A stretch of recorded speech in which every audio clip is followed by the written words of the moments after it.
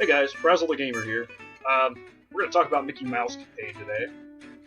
It's got my name on it. There. It's one of the first games I remember playing. I had a friend whose parents went to college with my parents, and he had just a handful of games. He had an NES before I did, and one of the games he had was Mickey Mousecapade. This game is a huge ball of nostalgia for me. It's one of the very first video games I ever played. And I honestly don't know how I came into possession of this copy. I've had it for more than 20 years. I know I never owned it new, but hey, I have it. I'm kind of surprised that I still have this game. And I've sold so many outstanding great games over the years, such as Final Fantasy III, Mega Man X2, Mega Man 5, and other stuff like that. Yet I still have Mickey Mousecapade. Go figure. In this game, you control both Mickey and Minnie Mouse. They are in search for their mystery friend, according to the instruction booklet. You will find your weapon in the first level. And Mickey kind of goes ninja, and he's got throwing stars, which is kind of neat. You can also find some throwing stars for Minnie later on in the first level. You find these hidden gems and invincibility fairies by shooting the stars at the spots in the background. You'll hear a little ding sound when you hit an area. Keep hitting it with your stars to reveal the secret, which could be a gem that restores your health, a gem that instantly nukes all enemies on the screen, an invincibility fairy that can take out bosses, or a crow that nabs Minnie and takes her away.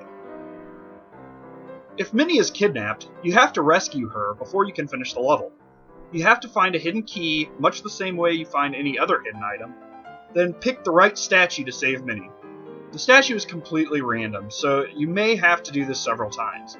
It's a bit of a pain, but you can avoid Minnie being captured by moving off the screen fast enough when the crow starts flying towards you. If she's airborne, you can still leave the screen before she does, and she won't be captured. Mickey is the main character you will be controlling. He is able to be hit by enemies, and he can collect items. Minnie follows your control inputs as well, but she lags just a bit behind Mickey. A lot of people complain that Minnie is useless and just a liability. I can't really argue against her being a liability. I mean, if you jump just a little too short and Minnie falls into the water or a pit, Mickey will die as well. And then there's the whole being kidnapped thing. I will say that after playing this game a little bit, you kind of get a better feel for controlling both of them at the same time, and it isn't nearly as big of an issue as some people make it out to be. One tip is to press and hold the up button on the control pad to get Minnie to move closer to Mickey. This makes it easier to make jumps between smaller platforms. Minnie can actually be pretty helpful in some situations. On any area with 2 levels and a ladder, you can coax Minnie up the ladder to take enemies out. Since she can't take damage, it's a real easy way to clear out some nasty spots. It's also the best way to take out Peg Leg Pete in the pirate ship level. If you're a Disney buff, you know what a hidden Mickey is. My wife's a huge Disney fan, and I've been to the theme parks with her so many times when we used to live kind of close to them. And she'd always point out hidden Mickeys to me. And on the inside of the Mickey Mousecapade case, or in the inside of the board, there is a hidden Mickey on the board, and you can't really see on this camera because it sucks. It's right there. But I'll post a picture.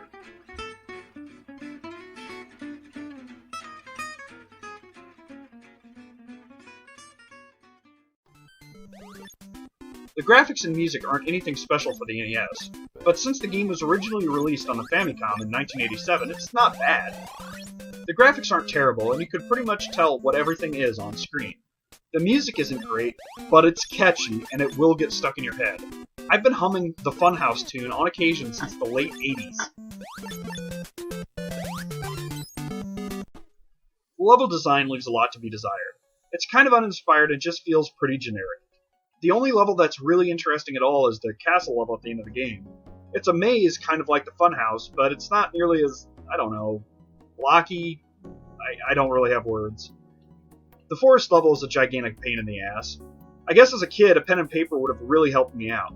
You have to find your way through the forest by going into these tree doors, and if you go into the wrong one, it'll set you back a section, or even send you back to the beginning of the level. These doors don't ever change, so had I memorized them, it probably wouldn't have been such a problem. Capcom published this game in the United States, but it wasn't really developed by Capcom. The game was developed by Hudson Soft, the same people who brought us games like Adventure Island and Princess Tomato. They weren't exactly a powerhouse on the NES, but they released some decent titles. Hudson released Mickey Mousecapade as Mickey Mouse Adventures in Wonderland on the Famicom in Japan.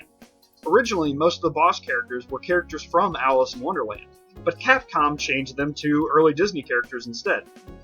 Thanks, Wikipedia!